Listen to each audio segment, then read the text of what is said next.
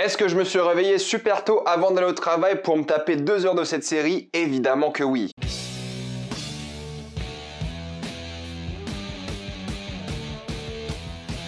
Le Seigneur des Anneaux, les Anneaux de pouvoir, épisode 1 et 2. Comme d'habitude, jusqu'à la minute indiquée dans le titre de la vidéo, il n'y aura pas de spoilers, vous êtes tranquille, après on va tout spoiler. Le Seigneur des Anneaux, les Anneaux de pouvoir raconte l'histoire de la création des Anneaux de pouvoir. On va suivre plusieurs personnages de plusieurs races différentes qui sont à la recherche d'un mal qui commence à détruire la Terre du Milieu. J'ai l'impression que cette série est prévue depuis quoi, 1 an et demi, mais ça fait depuis bien plus longtemps que les droits ont été rachetés par Amazon, et c'est officiellement la série la plus chère de l'histoire, 750 millions de dollars pour une première saison. Il faut enlever 250 millions pour les droits de la licence, mais même 500 millions de dollars pour une saison de 8 épisodes, ça fait presque 60 millions par épisode. C'est 2 fois plus que la série la plus chère de l'histoire avant Stranger Things qui avait un budget de 30 millions. C'est colossal et on va en parler juste après le partenaire officiel de cette vidéo, CyberGhostVPN et ses 38 millions d'utilisateurs et 5 sur 5 sur Trustpilot. Si vous n'aimez pas cette série, celle d'aujourd'hui, il y a une autre série de fantasy qui est disponible en 4K sur HBO Max, c'est House of the Dragon. En effet, allez sur HBO Max Roumanie et regardez cette série en très bonne qualité, chose pas possible sur OCS. En plus, en termes de sécurité, si vous êtes sur la Wi-Fi publique de la bibliothèque ou même de l'hôtel, vous serez en bien plus grande sécurité. Vous pouvez partager un compte avec 7 personnes et c'est évidemment disponible sur tous vos appareils préférés et tout le monde peut l'utiliser. En quelques clics, vous êtes connecté à la Roumanie et c'est fait. Vous êtes évidemment satisfait ou remboursé sous 45 jours et vous avez une assistance technique en français 24h7. Utilisez le lien dans la description et dans le commentaire épinglé afin d'obtenir 85% de réduction plus 4 mois gratuits. C'est vraiment une offre à ne pas manquer. Comme vous le savez, c'est 750 millions de dollars de budget. Il y a 2 heures d'épisodes qui sont sortis aujourd'hui, les 2 premiers épisodes, et il y aura 8 épisodes au total. C'est une série que j'avais hâte de voir parce qu'évidemment, le Seigneur des Anneaux, mais j'étais un peu réticent par rapport aux bonnes annonces qui donnaient l'impression que c'était un peu fait de manière aléatoire à certains moments. Mais la série est enfin sortie, on a vu les 2 premières heures et on va en parler évidemment. C'est adapté entre autres du Silmarillion. Pour le coup, j'avais lu le Seigneur des Anneaux à l'époque, mais c'est que le Silmarillion, moi, c'est un bouquin que j'ai jamais aimé. Je l'ai pas fini en entier, je trouvais ça affreusement chiant à lire. Voilà, c'est mon avis, mais c'est vrai que moi, j'ai toujours eu du mal. Mais après, c'est vrai que je connais pas mal le monde du Seigneur des Anneaux parce que j'ai lu plein de wikis, de choses comme ça, le monde de la Terre du Milieu, mais je pense que je vais quand même découvrir pas mal de choses. Et même si les 2 producteurs disent qu'il n'y a rien à voir entre House of the Dragon et les Anneaux de pouvoir, la vérité c'est que HBO était confiant et se sont mis sur le même créneau que le Seigneur des Anneaux pour justement faire la compétition, et je pense qu'ils ont eu plus ou moins raison parce que ça offre 2 univers complètement différents, mais ça peut faire de l'ombre au Seigneur des Anneaux et je vais vous expliquer pourquoi. Première chose, visuellement, il faut l'admettre, c'est magnifique, on dirait vraiment les films de l'époque en version 2022. C'est absolument magnifique, il y a des couleurs très contrasté, c'est très éclairé, c'est très beau, c'est splendide. Même si des fois t'as ce côté vraiment effets spéciaux qui te sortent un peu du délire, mais alors très peu je dois l'admettre. Il y a quelques séquences un peu trop mystiques où je me suis dit ok, ça c'est pas possible. Mais globalement c'est magnifique, tu vois clairement lorsque ça a été filmé en extérieur et lorsque ça a été filmé à l'intérieur, ce qui est assez problématique parce que je trouve qu'ils ont beaucoup filmé à l'intérieur, parce que t'as pas souvent cette échelle grandiose de la série où vraiment ils explorent des endroits qui existent, la Nouvelle-Zélande. Mais bon, c'est le début de la série, la quête n'a pas encore réellement commencé. Et les films, ce qui était génial, c'est que les environnements qu'ils traversaient étaient réels, étaient palpables. Là, c'est que t'as beaucoup moins de ça parce que c'est des univers qui sont ou impossibles à faire dans la vraie vie, ou c'est des studios et ça se ressent que c'est un peu enfermé sur eux-mêmes, même si on dirait des extérieurs. Donc ça, c'est pas vraiment un défaut, c'est pas non plus une qualité, j'ai envie de dire, mais j'ai eu l'impression de voir un peu les limites de certains décors qui se faisaient passer pour l'extérieur alors que c'est de l'intérieur. Mais bon, ça c'est vraiment je chipote. Il y a plein de particules, il y a plein d'environnements grandioses, magnifiques, ils te mettent vraiment dans l'ambiance, tu te sens vraiment dans la Terre du Milieu. Ça y a rien à dire, t'es replongé dans la Terre du Milieu. Il y a plein de variétés de décors, il y a un truc qu'ils font qui est génial, c'est la carte. À chaque fois que tu changes de scène, en fait t'as la carte et ça bouge dans la direction de la prochaine scène, et c'est un truc qui devrait être fait dans toutes les œuvres de fantasy parce que c'est extrêmement utile et je suis grave content qu'ils le fassent pour cette série. Ce qui est cool, c'est que ça ressemble aussi beaucoup au film tout en étant différent, donc ça j'aime beaucoup. Visuellement c'est très réussi, le maquillage des orques est vraiment splendide, pour le coup les costumes sont bien foutus aussi. Il y a des gens qui se plaignent des coupes de certains personnages qui font trop 2022, ça ne m'a pas dérangé personnellement. Les effets spéciaux c'est qualité d'un film, voilà, pour le coup s'il y a un combat à avoir en termes d'effets spéciaux, effets visuels, d'un point de vue technique, entre House of the Dragon qui a coûté quand même 3 fois moins cher que la série d'aujourd'hui, il faut admettre que comme le Seigneur des Anneaux est bien plus impressionnant visuellement pour l'instant. Je veux dire, les effets spéciaux sont exceptionnels. Je pense qu'en termes d'effets spéciaux, aucune série n'a fait mieux aujourd'hui. C'est bluffant. On dirait vraiment des films. En même temps, ça a presque le budget d'un film. Si tu prends 2 heures, c'est 120 millions de dollars, donc c'est des films presque. Quelques petits problèmes, des fois à l'extérieur ça fait un tout petit peu faux, mais voilà, encore une fois je chipote. Mais en intérieur, surtout dans le royaume des hommes, je trouvais que c'était assez moche. Il y a une scène dans une taverne qui fait beaucoup penser à la scène de The Witcher justement, où tu dis ah ils vont être racistes et tout, mais bon c'est le Seigneur des Anneaux, il y a un petit peu de racisme, mais pas beaucoup. Et en fait quand tu tu compares les deux scènes, genre The Witcher et là, cette série-là, la scène dans la taverne de Witcher a été tellement mieux éclairée, tellement mieux foutue, les décors étaient meilleurs, et on dirait une vraie taverne où il y a des gens. Là où le Seigneur des Anneaux, le décor là de la taverne et tous les intérieurs, je trouve, sont très vides. Il y a pas grand-chose, il y a pas de vie, c'est un peu mort. Alors vous allez me dire, c'est le royaume des hommes, ils ont pas grand-chose, mais même, c'est juste bizarrement vide, et c'est pas très intéressant visuellement. C'est vrai que même en termes d'éclairage, quand c'est en intérieur, c'est pas terrible. Quand c'est en extérieur, ça rend super bien, et t'as des vrais éclairages et tout, mais en intérieur, j'ai eu un peu de mal. Mais je veux dire, l'ambiance est là. On est sur de le high fantasy, donc le bien contre le mal, la lumière contre l'obscurité, c'est une thématique qui revient souvent d'ailleurs. C'est très propre, même quand c'est sale, je veux dire, même la boue est presque magnifique, contrastée, c'est voilà, superbe. On est toujours sur quelque chose qui est très propre visuellement. L'objectif, c'est pas d'aller chercher la saleté. Le truc, c'est qu'il y a cette ambiance qui est vachement cool aussi dans la fin de l'abondance, un peu, comme dirait notre président. Tu vois que c'est un royaume qui est au bord du précipice, dans le sens où c'est bientôt la fin, t'as l'impression. Ils ont vécu de manière incroyable, c'était l'abondance, et là, c'est presque la fin. Et ça, c'est plutôt cool, et cette ambiance, un peu de calme avant la tempête. Et tu sens qu'il y a une longue quête qui va commencer par rapport à une prophétie, par exemple, avec des endroits mythiques incroyables qu'on te montre pour le coup qu'on n'avait jamais vu auparavant, qui sont magnifiques. Et il y a une ambiance high fantasy vraiment respectable, vraiment cool. Le générique est un peu nul, je trouve. J'avais plus apprécié leur générique de l'époque, qui était bien plus stylé, mais globalement, je trouve que celui-ci est très médiocre et très oubliable. Une série comme Le Seigneur des Anneaux aurait dû avoir un générique bien plus mémorable, avec une musique bien plus incroyable. Là, ça fait un peu générique lambda. En parlant de musique, elle est omniprésente, c'est vraiment très plaisant, et il y a des compositions qui sont quand même assez magnifiques. Pour moi, les 30 premières minutes de la série sont assez incroyables. T'as vraiment cet élan d'émotion, visuellement, c'est prenant, t'as la musique, c'est onirique, c'est splendide, et t'as de vraies belles compositions. Vers le deuxième épisode, c'est un peu plus répétitif, mais ça rend quand même très bien, il y a un vrai travail dessus, j'ai envie d'écouter la BO déjà. Après, c'est le Seigneur des Anneaux, c'est le Silmarillion, donc il y aura beaucoup de mythologie, mais pas trop non plus, donc il y a quelques personnages, mais pas énormément, c'est facile à suivre, il y a aucun problème. On va citer des noms comme Morgoth, comme Sauron, on va montrer Sauron genre dès la première scène. Ça reste lui le méchant de la série, faut pas l'oublier. T'as cette séquence au début d'un flashback qui est comme dans les films de l'époque, qui est une séquence flashback exceptionnelle au début, qui est magnifique, super bien filmée, splendide, vraiment rien à dire. Quand tu commences la série comme ça, tu te dis ça va être exceptionnel, et ça l'est pendant un moment. T'as un vrai contexte plus ou moins géopolitique, pas trop politique, mais en tout cas géographique, parce que tu te balades pas mal. T'as des créatures assez diverses, on te hype déjà pas mal de créatures différentes, il y a du lore, tu vois que ça installe plein de choses différentes, tu vois qu'il y a beaucoup de choses, ils essaient d'y aller petit à petit et doucement. Ce qui est peut-être l'un des défauts aussi, on va en parler. Il y a des variétés de races différentes, d'endroits que tu visites qui sont différents, variés, c'est super. Et évidemment quelques éléments des films, mais vu que c'est un préquel, c'est logique. Techniquement, pour moi, c'est quand même très haut niveau, je pense qu'il n'y a pas mieux actuellement en termes de série de fantasy, d'un point de vue technique en tout cas, même si je préfère le style de Game of Thrones qui est bien plus réel, qui est bien plus palpable, parce que c'est des vrais décors la majorité du temps et tout, bref. C'est juste une préférence parce que je préfère plus l'ambiance visuelle en tout cas de Game of Thrones, mais ça reste quand même exceptionnel dans Seigneur des Anneaux. Ce qui m'a mis un peu une claque, mais pas dans le bon sens du terme, c'est qu'à la fin du premier épisode, je vois réalisé par Bayona, et j'avais complètement oublié que c'était Bayona qui réalisait les deux premiers épisodes. Juan Antonio, je crois, Bayona qui réalise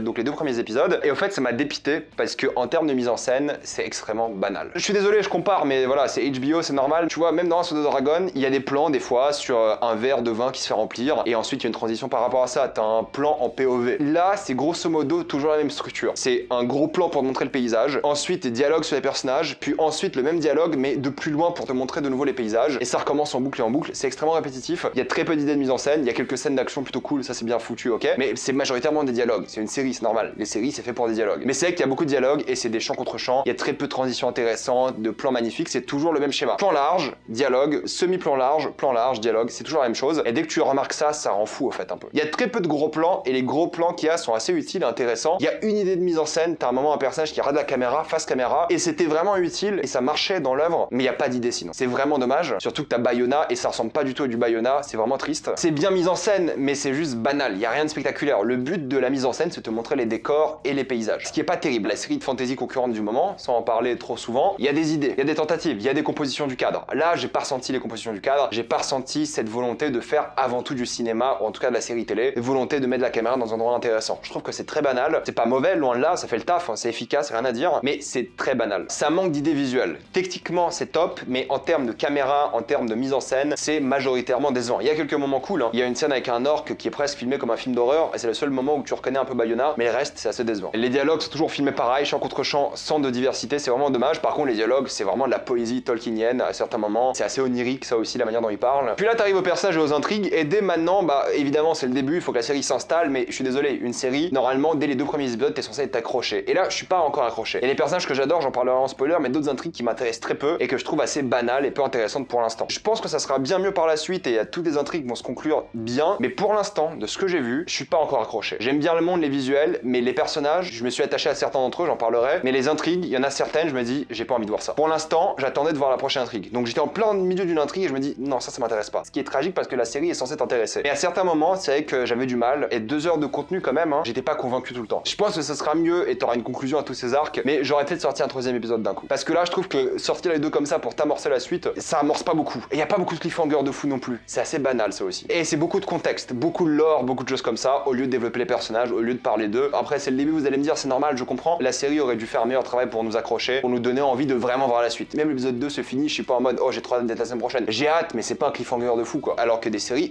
concurrentes font mieux déjà. Mais bon, les acteurs se débrouillent plutôt bien pour l'instant et je trouve que ça passe. Mais rien de spectaculaire non plus. Y a personne qui pue le charisme. Et le seul personnage qui pue le charisme au début, on le tue au tout début de la série et ça fout la haine. Globalement, c'est assez lent et je pense que beaucoup de personnes vont vraiment s'ennuyer parce que moi, je me suis un peu ennuyé. Il y a peu de choses qui ont réussi à m'accrocher, mis à part les visuels, les dialogues, le contexte et tout. C'était beaucoup de blabla pour pas grand chose. Je dis pas qu'il fallait forcément une scène d'action, mais tu peux accrocher les gens par le dialogue et pour moi, c'était pas le cas forcément. Ça parle plus du monde que des personnages. Mais moi, je regarde une série pour les personnages avant tout, ou plus ou moins. J'aimerais qu'ils parlent d'eux, j'aimerais qu'ils soient plus développés déjà dès le début, c'est normal. Là, au fait, j'ai l'impression que la série parle plus du monde, visuellement même, que des personnages, et ça, c'est problématique. Je ne ressens pas encore l'excitation. Je pense que ça va venir, mais pour l'instant, il y est pas pour moi. Et pour un monde aussi fantastique, il n'y a pas trop d'ondes de légèreté. Les films étaient assez comiques au final, il y avait de la comédie, il y avait quelques moments doux, amers, mais en même temps, il y avait quelques moments où vraiment de joie et tout. Là, on n'a pas de tout ça. Il y a aucun moment, alors qu'on aurait pu en avoir, il y a des moments magnifiques visuellement, t'as l'impression que les personnages ne réagissent pas à leur monde, et ça, c'est vraiment étrange, et il n'y a pas cette douceur un peu dans ce monde. Et si tu veux avoir plus tard ce chaos, il faut t'intéresser au monde, il faut montrer la douceur du monde, si tu veux mettre le monde dans le pétrin, c'est évident. Pour conclure, Seigneur des Anneaux, les Anneaux de Pouvoir, épisode 1 et 2, c'est un bon début, c'est pas exceptionnel, c'est ok, il y a des problèmes d'intrigue, je trouve que les personnages sont pas assez bien développés pour l'instant, alors qu'ils auraient dû, il n'y a pas d'idée de mise en scène, c'est techniquement magnifique, rien à dire de ce point de vue-là, c'est super, le rythme est un peu lent, ça devrait être un peu plus soutenu en termes de rythme, on peut parler de lore tout en étant intéressant visuellement, là pour l'instant je suis pas convaincu, j'ai hâte de voir la suite un petit peu, mais c'est que j'aurais aimé plus de cliffhanger, plus de hâte au fait. Je sais pas quel est le focus de la série pour l'instant. Est-ce les personnages, est-ce le monde, on verra. C'est un bon début, mais je vais pas crier au génie quoi. Pour moi, c'est pas l'un des meilleurs pilotes que j'ai vu de ma vie, loin de là. C'est correct, ça fait le taf et ça donne un petit peu envie pour voir la suite. Mais bon, évidemment, on en parlera semaine par semaine. Je vais rapidement parler en spoiler.